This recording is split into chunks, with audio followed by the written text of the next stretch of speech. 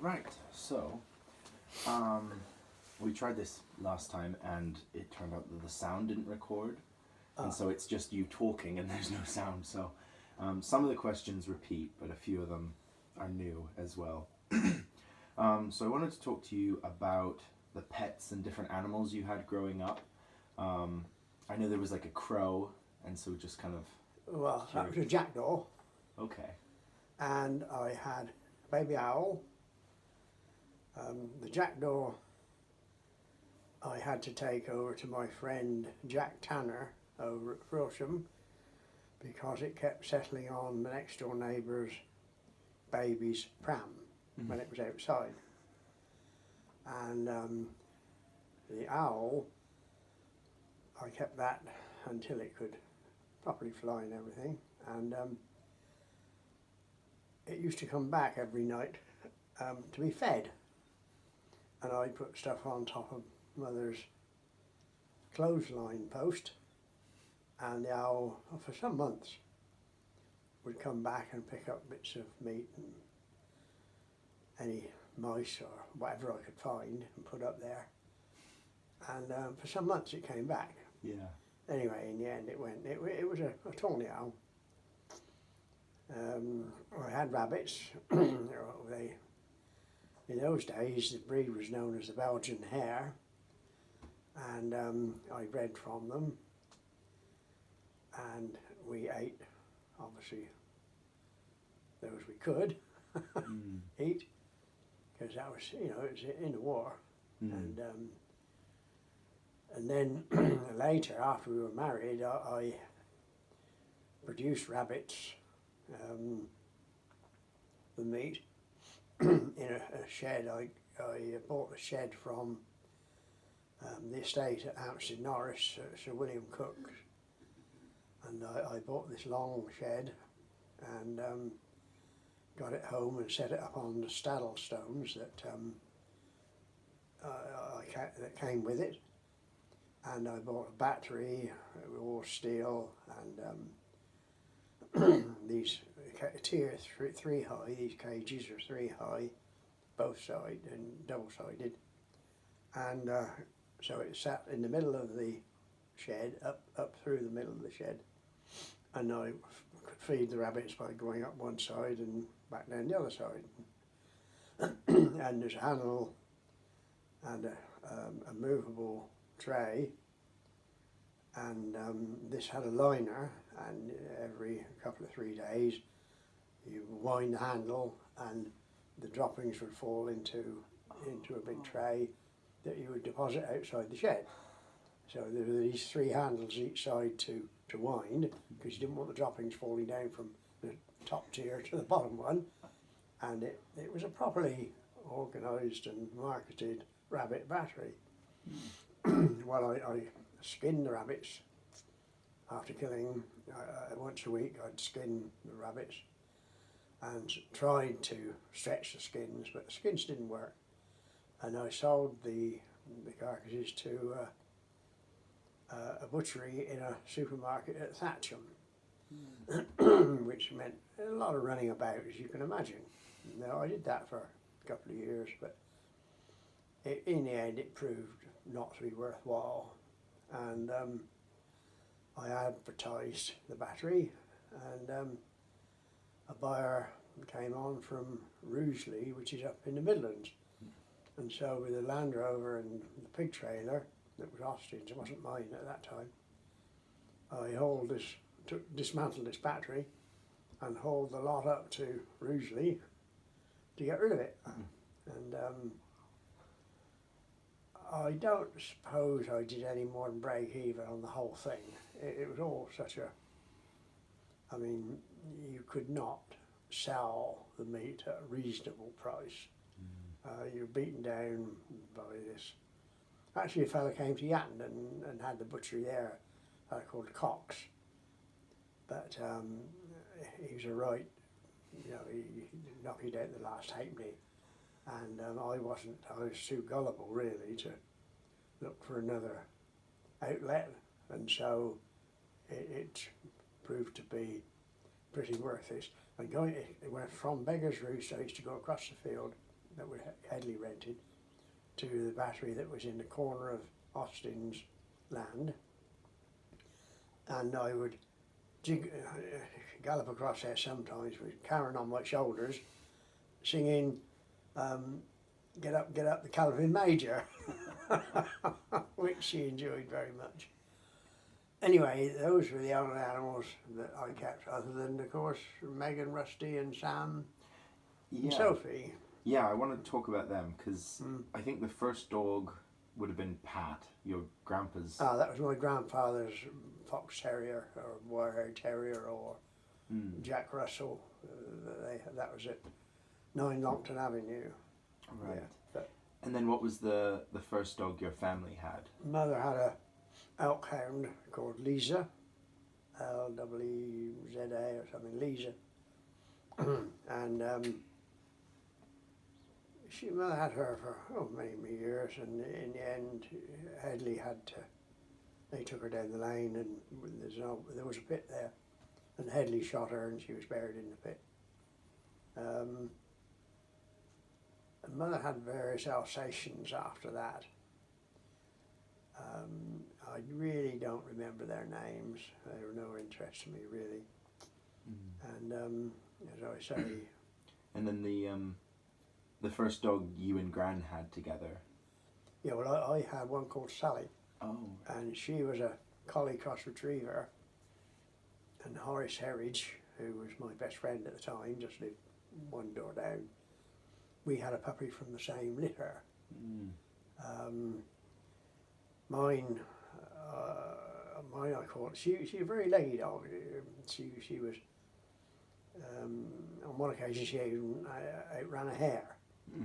But she was a good dog with a gun. She would go around, because I had all up through Fletcher's Shaw, where high-lift keepers never bothered me there, and there's a lot of rabbits in those days and bushes, brambles. And Sally would point, actually, she'd point at a rabbit in a bush. And I would manoeuvre myself until I had a clear shot down through the bushes directly to its head. And I killed so many rabbits like that with my air rifle, that was. Yeah. And she was a very good dog. And she's buried in one of the pits across the middle fields. Actually, Horace took his dog over there and buried her when she died. And they were litter sisters anyway. But that was the only dog I had until I came out of the Air Force and married your mum and wanted a gun dog. And so I went to Mrs.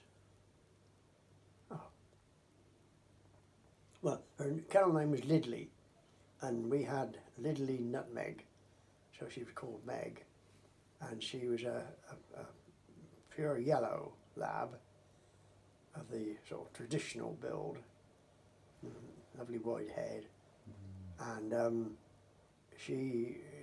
I trained her extensively going across the field. I made 2 or 3 dummies with pigeons or pheasants' wings tied to the side of them, and she turned out to be a first-rate gun dog because it was bred in her anyway. She was the Lidley kennel had field trial champions in it all the way through, and her father was a field trial champion, and they're so much different to show dogs. There's just no, I mean, you can have a show Labrador and you can have a working Labrador, and one's trainable and one isn't. Yeah. Anyway, we bred from her. Our kennel name was Beggar Ash. You always, with the kennel club, you have to register your kennel name. And her kennel name had been Lidley, and the puppies we produced would have been Beggar Ash, so-and-so. Anyway, the first litter went fine, and then the second litter, one of them had some hip dysplasia, so we didn't breed from her again. We kept one of her puppies, Rusty, who was a more ginger than yellow, and she also, of course, with me sort of, with the amount of shooting I did in those days, she became a first class retriever. And when I used to go picking up on eye lifts on their normal shoots, Frank Hart had me along as a picker up, as he did others, and those two bitches worked together. I'd take them both with me. And Dick Knight, he had Welsh Springers, and he had one that was particularly embarrassing. It would yap, and when we were trying to work after a drive, we were trying to pick up any runners and that, it would race off, and he'd be forever calling out, "Shadow, Shadow," and it's such an embarrassment. I mean, if your dog is running riot, don't shout its name, just keep quiet and hope to get alongside it. Anyway, Dick Knight and I used to shoot together a lot on Saturdays, or with Chippy Ambler, who had 5 or 6 Jack Russells. And Shadow was all right hunting. Spaniels will attack brambles far more readily than Labradors will. So Shadow worked all right out rough shooting. Of course, Chippy's terriers, I mean, after the season was over and we used to go, well, even the cock shooting, but even the vermin shooting, rabbits and stuff after the season, Chippy was always asked along because of his terriers. But if you shot anything, you had to get there before the terriers did, because they would just tear it to pieces. Anyway, that's one of those things. But then after, we had Sam, which was a black lab. But I made a mistake. He came from a keeper, and a lot of people do that. They'll buy a dog from a keeper, thinking that they're going to get, but it isn't always. Sam was never the retriever. He worked, but he was never really the retriever that Meg and Rusty were. He was okay. He was a good working gun dog, but not quite the same. Those two had a bit of flair about them, and I think it was because of their superior breeding. Anyway, we had one Jack Russell from Chippy, who turned out to be the only Jack Russell I've ever met who would run away from a rat. She went down to Barnes one day and a rat ran and she grabbed it, and the rat bit her, and she ran one way and the rat ran away the other way. And but she was such a lovely, gentle little dog. Sophie was a wonderful little dog, but not a gun dog. And she got caught in Canada. She got caught by a badger once, and went up to say hello to it. And boy, did she get scratched about and bitten. She was very poorly for a week or two, and she got porcupine quills once. Sam got them 3 times, but Sophie got them once, and that was enough. She wasn't going to be caught a second time. She was a lovely little dog. Which dogs came to Canada with you? That would have been Sophie and Sam. Sophie and Sam, okay. Yeah. And they're both buried alongside the swimming pool windows. And Sophie was the one that her sort of bladder went, and so I used to leave the back door into the mudroom open at night so she could come and go. One morning she wasn't there. And I eventually found her body almost on the boundary fence, about 150 yards from the house. And it had been bitten once. The coyote had chopped her across the shoulders, and she wasn't dirty, hadn't dragged her about or played with her. He'd bitten her once and carried her and dumped her. She must have had a very quick death, because as I say, there'd be no struggling, nothing like that. It was just one bite, and that's how she went, which was better than taking her to the vets, of course. But Sam, I did have to shoot myself. He went off his legs, and he knew all about the vets. He'd been there for quills a couple of times, and once when he'd eaten too much fat and he got some where the pancreas empties itself and they become unconscious. Well, he staggered up out the canyon after getting at a box of pork fat that I dumped there for the coyotes after we'd had a prig processed, and he found it and must have pigged out on it, because he only just got up out of the canyon and we spotted him staggering. Anyway, I wasn't taking him to the vet, so he was sitting just on the porch outside looking out across the fields, and we had a sedative we used to give the sows. I can't remember the name of it now, there's so many chemicals, but I gave him a good big injection of that, and he sort of laid down rather than just sitting up. And then I had the pistol, which I sort of loaded and everything upstairs, and then I brought it down. He didn't hear it coming, and I just shot him. It's the only thing I could do. I wasn't going to take him to the vets, because he would have been scared stiff, and he'd known what was happening anyway. And so that was the best way out for Sam.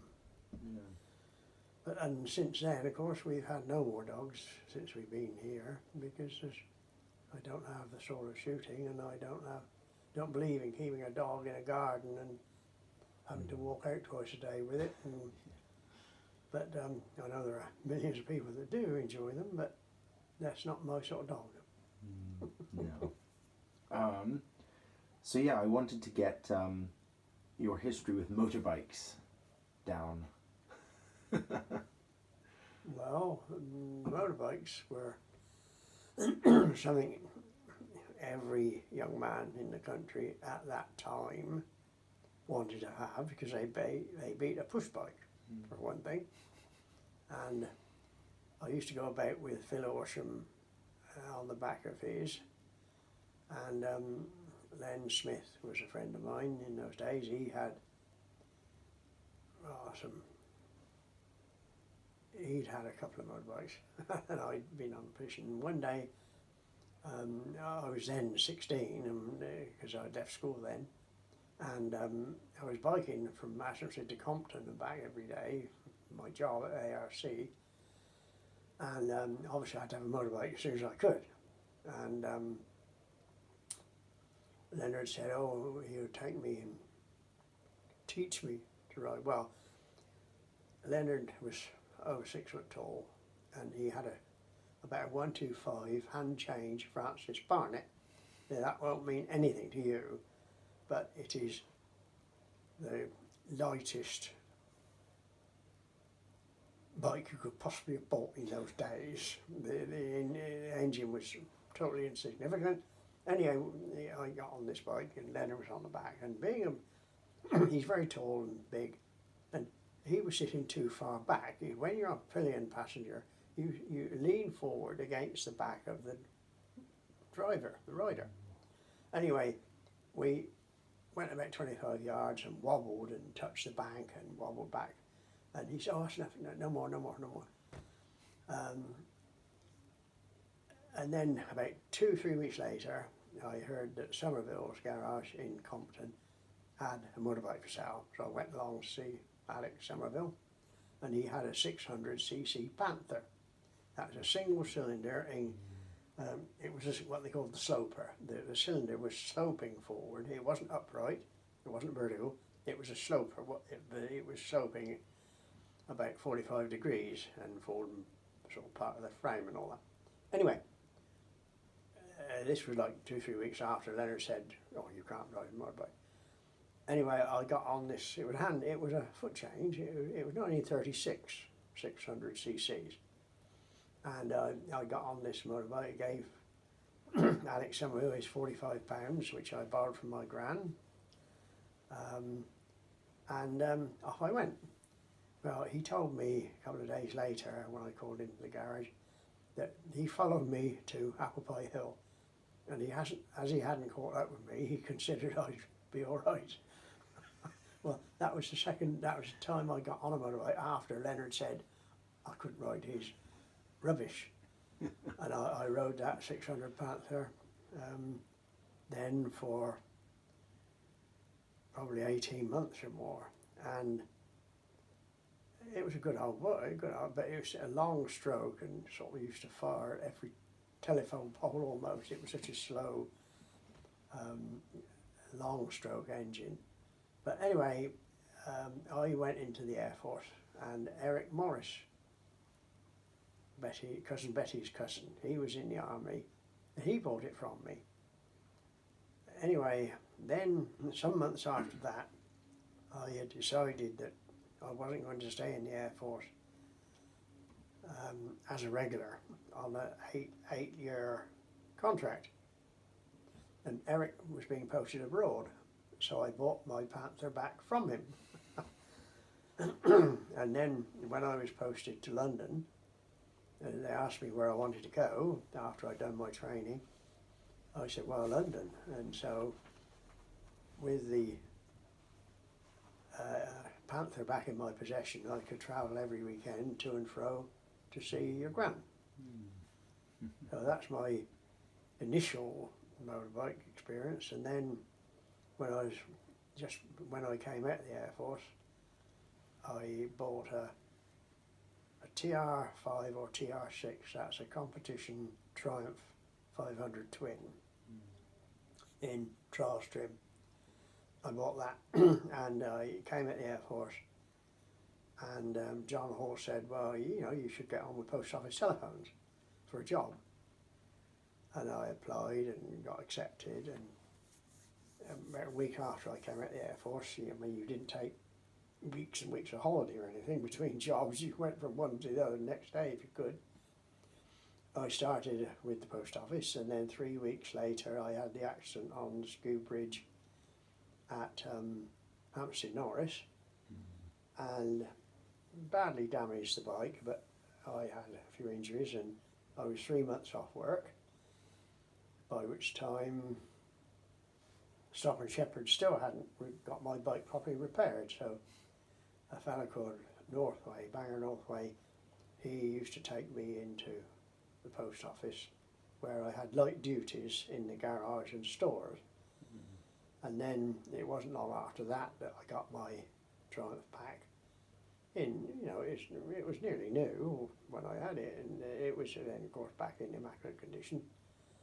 And I rode that then for 2 or 3 years, and I entered my first couple of 3 trials on it, but I wasn't by that, I hadn't done any trials right until then, and of course I really couldn't control the power and the revs of a 500cc twin in the mud. So I thought, well, this has got to go. I've got to get something different to this. And so I bought a 350 Royal Enfield 6 days Bullet.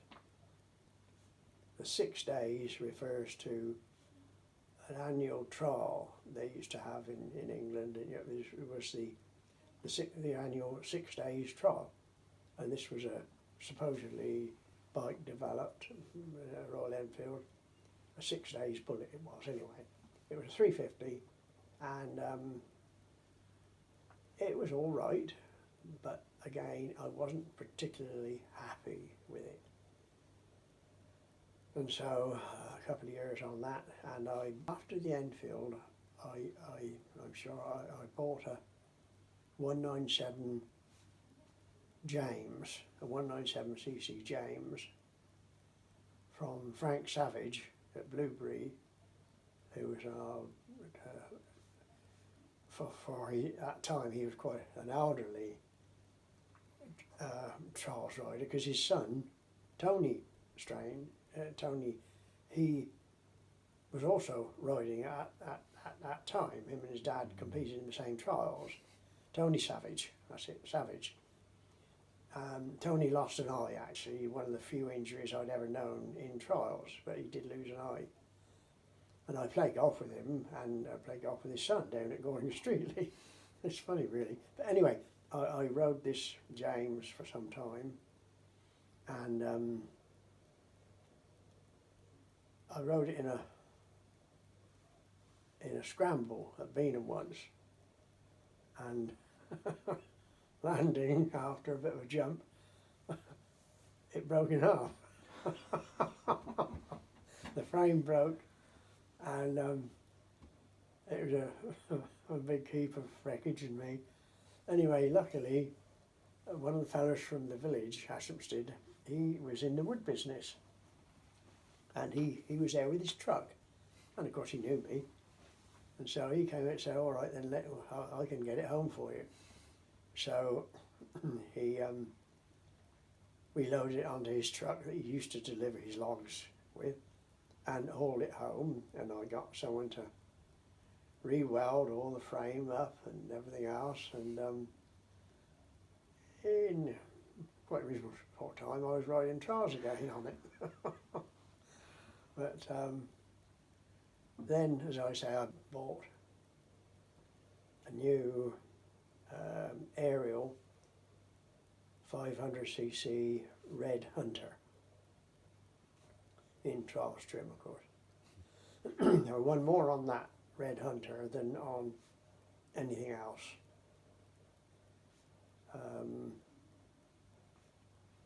Then I wanted a Vincent, and you know, Vincent had always been the Rolls Royce of English motorbikes. And this 500cc Vincent was up for sale, and we went along and I was able to buy it. Well, it was fine. It was obviously the best bike I'd ever ridden, and because it was like the Rolls Royce of motorbikes in those days. And we went to the Isle of Man. Gwen and I went to the Isle, rode it to Liverpool, and they swung it up with 3 or 4 other bikes on the end of a rope. It was my Vincent up, miles up in the air, being transferred from the dock onto the deck of this steamer. Anyway, it survived, and we rode back from the island and did the traditional circuit the opposite way round and all this sort of thing. And during that time, one of my friends, Jeff Page, he was killed on the back of Bill Harding's motorbike. That was Stuart's father, Stuart's elder brother, Jeff. He died at about 23, 24 years old, on the back of Bill Harding's motorbike. And Billy Harding really shouldn't have been riding anything. He was so inept, but that's one of those things. That was the Vincent, and I really don't remember how we got rid of, unless I sold the Vincent to buy the Ariel. We had the Ariel, was my last motorbike, and we had that, and I rode a few trials after we were married and all that sort of thing. And that went to a man called, his name was England, and he wanted it for scrambling with a sidecar on, because there were sidecar races in those days, and that used to be pretty hairy. That's how that was sold. Anyway, talking about sidecar, Bill, the chap who was in charge of Stockland Shepherd's workshops in Reading, he was the at one time South of England sidecar scrambles champion, and his Bill Turner. Yeah, Bill Turner. Anyway, he had a regular rider known as Tad. And anyway, I was in there one day, and Bill said, "Oh, Tad can't race next weekend at Aldworth. Do you want to ride?" And of course I said yes. Anyway, because the sidecar racing up at Aldworth on the Downs, it was fantastic scramble scores. Anyway, and Bill being one of the best, I was out on this sort of a left-hand bend. You're hanging out, you're out over the wheel, and there's only a grab rail and a board to sit on these scrambling sidecars. And I was leaning out as far as I could reach, full stretch with my arms right over the wheel to keep it down so he turned. And the welding broke somewhere and the sidecar became detached. And I don't know what speed we were doing, but I thought I'd broken one of my legs. But I hadn't. But that ended my scramble sidecar racing. But it was good while it lasted. We did 2 or 3 laps, and as I say, we were up there first or second, because Bill was always in the front. And I mean, I've never known a chair break away before. And he was all apologetic over it, but of course we didn't get anywhere, so that was the end of that. Oh my gosh. And after that, as I say, once the aero was gone, I was then obviously out of the office at Marley Towers because I would have had a company car, and so I didn't need a motorbike anymore. So from then on, it was company cars until we went to Canada. I had a Land Rover for the farm, but I didn't own a car. To you there, and probably 20 dispatch riders, and Jim and I, and Joe Belsey, and another one, the corporal, but I forget his name now. We were on detachment to the Air Force Passport Office in Kingsway, up in London. Being on detachment meant that you merely slept on the camp. We did no guard duties. We did no kit inspections, because we weren't on site. We were off site, and you wouldn't want your kit laid out all day long while you were, a long way away from it. You'd probably lose half of it. So we didn't do any kit inspection or anything like that. No guard duties. We merely used the camp to sleep, to have breakfast, and to have our evening meal. And Jim, we were travelling up across Blackheath to begin with, and then what was known as up the Old Kent Road. It's a proper thoroughfare in leading into London, the Old Kent Road. It used to be the Bath Road leading in from this direction. There's always the Bath Road in. That was the Old Kent Road. Well, we had to turn. We came to a junction. We had to turn right, or take a right turning. There's traffic coming the other way, and Jim pulled across right in front of this other character, and of course there was a big crash. And anyway, Jim agreed with the fella that Jim would pay the bill. He didn't want to get it back to the camp and all this, so Jim said he'd pay it, because Jim's bike wasn't damaged. There was nothing we couldn't straighten up once we got up there. We had various lengths of pipe and tubing we could straighten handlebars and footrests and stuff. Anyway, when the bill eventually came through, Jim refused to pay it. Well, the fella, he wasn't going to wear that, so he must have found out where we came from, because we travelled up every day, as did a number of other dispatch riders. Travelled up from Kidbrooke into the city every day for work. So he must have cottoned on as to where we were all camped, in number 4 Kidbrooke. He got onto and so Jim gets hauled up for the CO, and then so was I. Of course, Jim bloody well denied everything.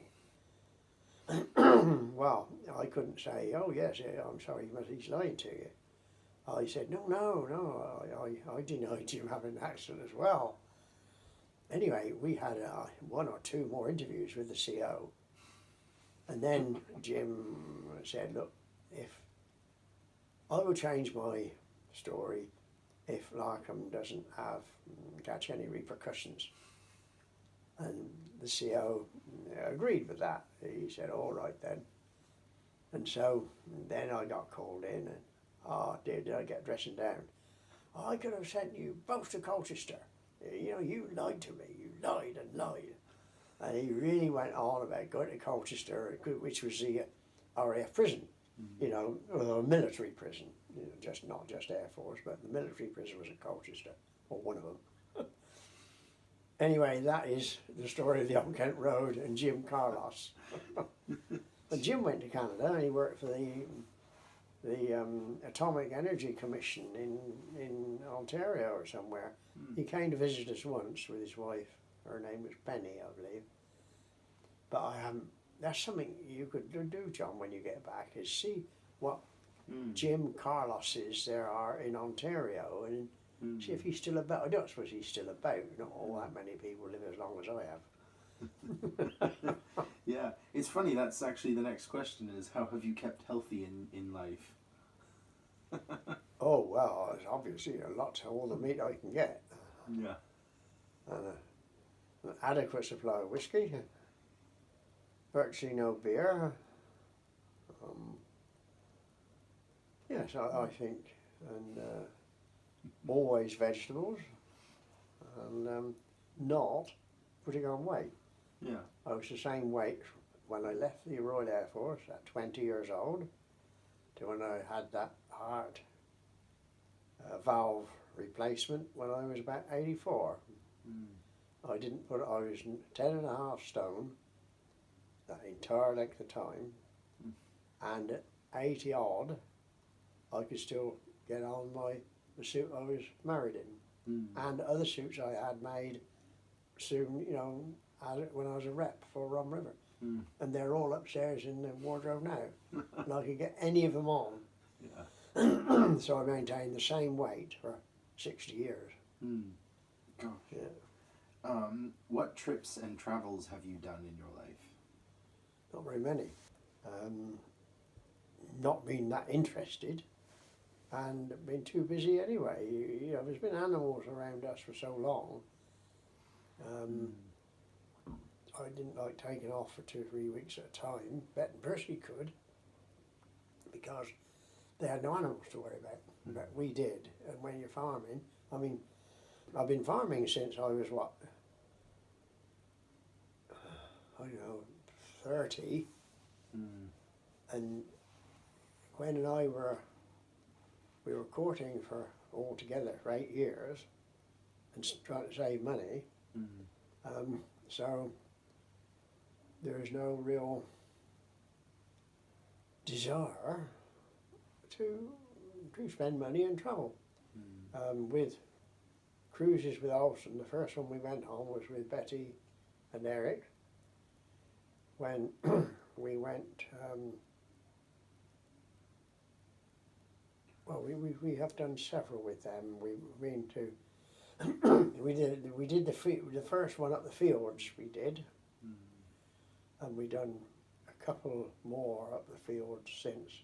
We've been to St. Petersburg, we've been to Spain a couple of times, and once to Morocco. That's all with Fred Olsen cruises. The only other cruises we've done have been up the west coast. We've been up there 6 or 7 times. That's Alaska, right? Alaska, yes, the west coast to Alaska. We had the family party doing that. About 15 of us went. Well, the entire family. We did it a couple of times with Betty and Percy. We did it a couple of times by ourselves. Gwen enjoyed that particular cruise because of the number of whales we used to see. We saw, on that cruise, saw bears, lots of whales, the orcas, you know, the black and white sharks, And on one occasion we were, with Ben Percy actually, we were on a excursion, a whale watching excursion, and we'd been out and we were on our way back to base or port or whatever you like to call it, when also, if you didn't see a whale, you got $100 back. We were coming back and his radio crackled and he spun the boat round and we tore off in a different direction. Then he said, "Wow, we're going to see a whale after all." Because he's thinking of all those $100 he didn't have to hand back. Anyway, what we saw was what is known as a bubble net. That's when a humpback whale locates a shoal of herring or something. It can speak to other humpback whales in the vicinity.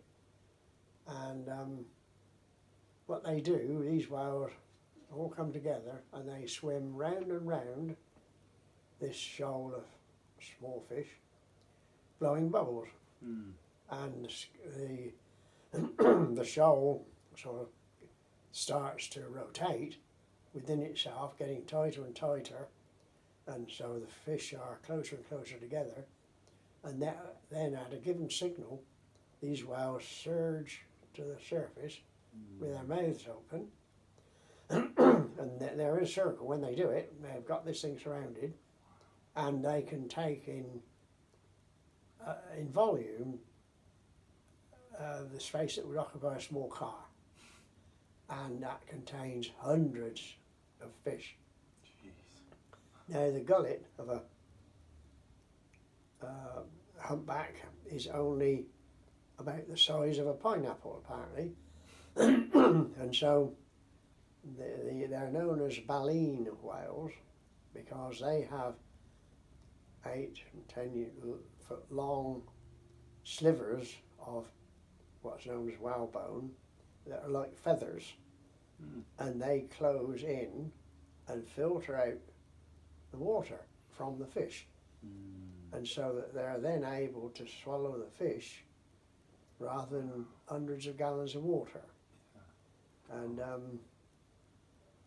fellow told us that on one occasion he saw a bald eagle suddenly surface and sort of flap its way and paddle its way to the rocks, where it had gone into a whale's mouth and had been filtered out again because the whale couldn't get it down its gullet.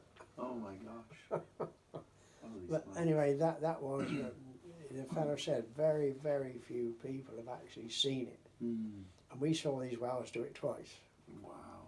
Yeah, and that in itself was quite a unique experience. Yeah. And, but other than that, we don't travel. We don't go to the continent or stuff like that. We don't travel the world like Ben Percy.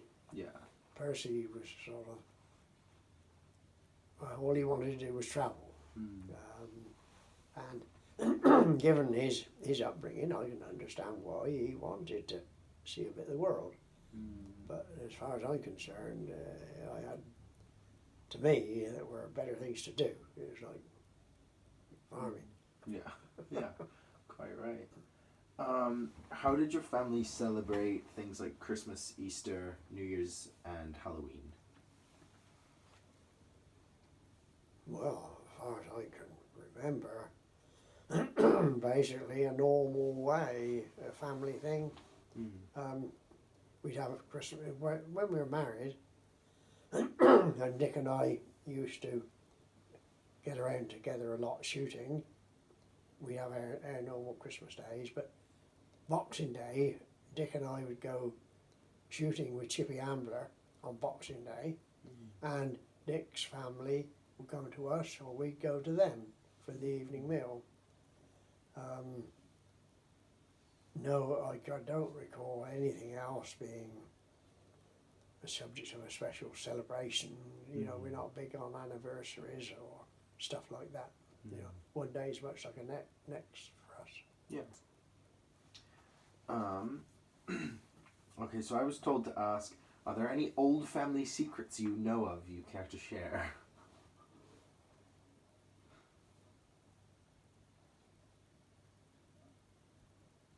the only family secret we have is my day's poaching. Yeah. Exactly.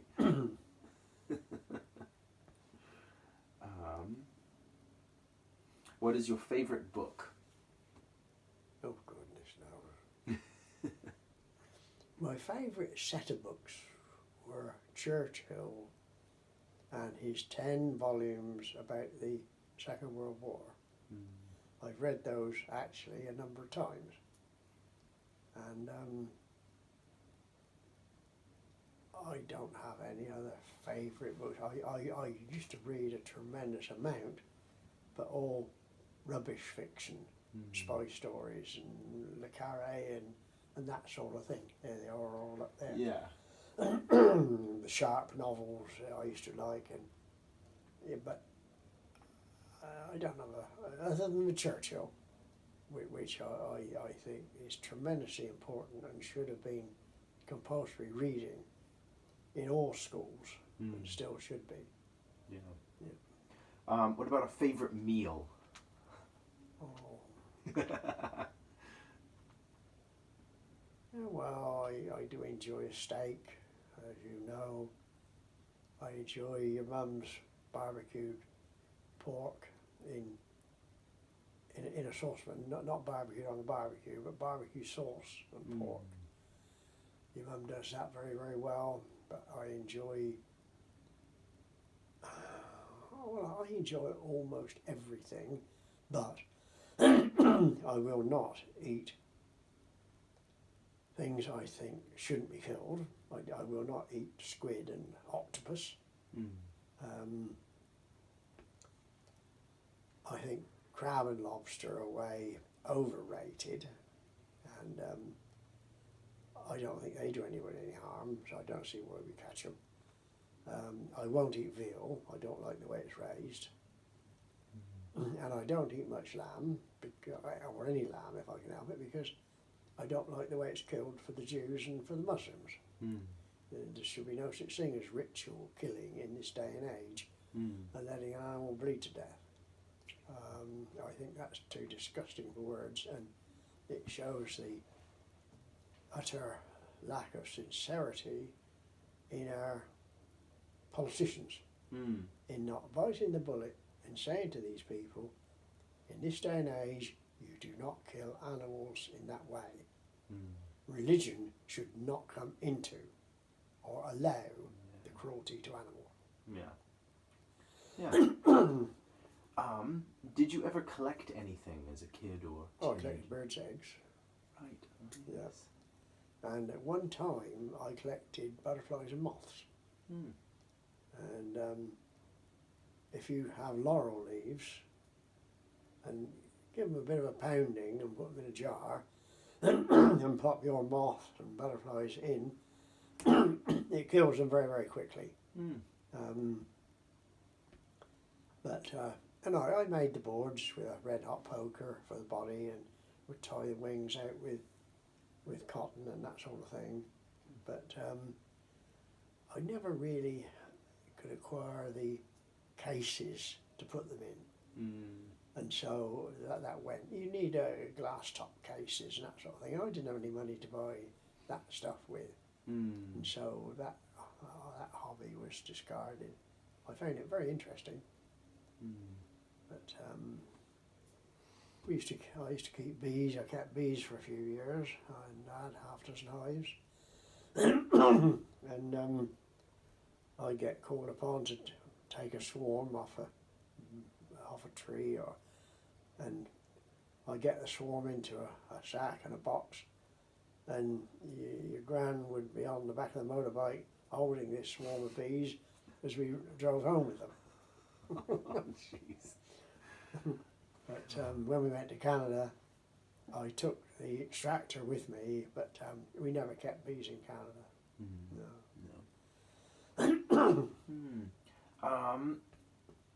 Is there anything in particular that you'd like to be remembered for? Well, who by? I mean, I was on the parish council for 14 years. I played cricket for Ashenstead as captain, secretary, treasurer. I played cricket for Ashfordshire for 20 years. I don't really know.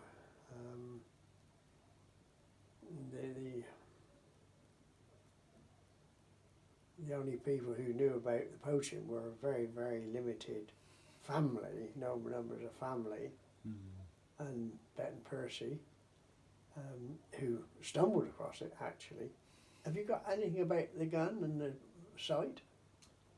I don't think so. Well, that sight, if it wasn't a secret, I should be remembered for that. Now, I had an 2.2 air rifle with what they call a blade foresight, which was just a little vertical piece of metal that stood up about 1/4 inch, and you had a V your end of the gun and this foresight at the front, and that's how you lined them up. Well, at night, your conventional sights aren't much good to you, even in moonlight, you know. So, at the time, I had an old RAF jacket. I was about 17. I had an old RAF jacket with brass buttons, but it had breast pockets.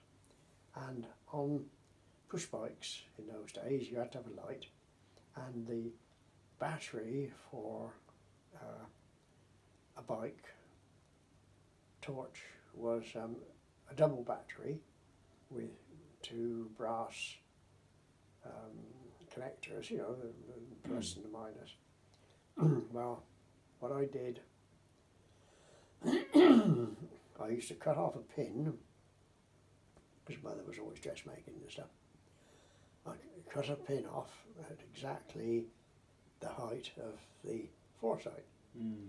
I would then tie it to the front of the foresight with the pin just level with the top of it, tie it with cotton and then glue it so it couldn't move. And then with a torch battery, I would paint the battery 2 or 3 coats with thick black paint. You used to get this when you used to make models and all that during the war. And I used to make models during the war, airplanes and that, and paint them. Anyway, black. I covered the thing with 2 or 3 layers. Let one dry, then another one, then another. So no light came from that bulb whatsoever. It was black. I would then this battery, I had a wire to each of the 2 brass connectors. One was only about 18 inches long, with the end inch bared. The other one would go up length of the barrel, and the last 1/2 inch bared, and made a little scrabbled pad, and I would seat the bottom connector of the bulb on that pad and tape it there. Then that would be taped to the side of the foresight. Okay? Taped on all very carefully. Then tape the wire back and until length of the barrel, and then it's a bit hanging free, and then with the battery to go in the breast pocket.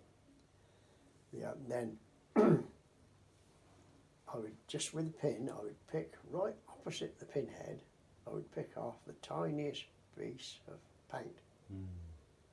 And then with the other hand, it went on the gun, because one end to the bulb was connected already, back to the battery.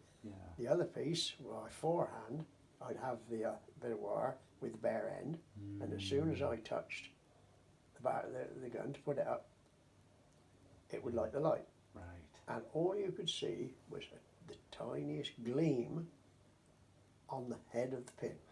That's all you could see. You couldn't see any beam of light coming across, it was just that. And nobody could see it from anywhere. And that was the perfect sight, and I invented it. And I could take a pheasant out of a tree, didn't matter, as long as I had a clear view through any twigs or branches or whatever, I could pick a pheasant off anywhere. One shot, and as long as I had a shot to the head, with that pinpoint of light right on it, it was perfect. Gosh. Yeah. That's fantastic. And you became quite well known anonymously Yeah. as you were sort of known. Well, Bet and Infamous. Percy, we've been friends with them all our lives. And they were at our place for supper one night. And Betty was saying, and you know, because Bill Eggleton, one of the keepers, on whose beat I operated quite a bit, not his main covers, where his job counted. I didn't go into main covers, so they shot them 2 or 3 times. Yeah. But outlying woods, where he wouldn't have been anyway, those are the ones I concentrated on early in the season, because there's he's going to guard his main pheasants, not the outliers. Yeah. Anyway, Betty said that Bill Eggleton, or his wife, said to Betty's mother, and there's somebody over at Atherstone who has got a light or something. He must have a light on his gun, and we can't catch him. And Betty didn't know I was doing it. Yeah. And I couldn't keep a straight face. And of course they laughed and roared. And they never let on to anybody ever that that was my secret. And your gran used to take them into these pheasants. My mum and your gran would take them in a suitcase to Geary's, that's the butcher's in Queen Victoria Street or something.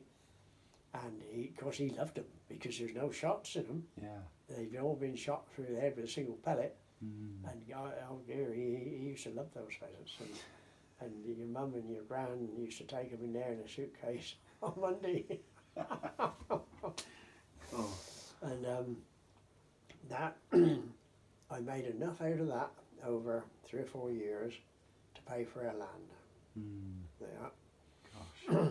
And, Started everything. and I never went out before midnight.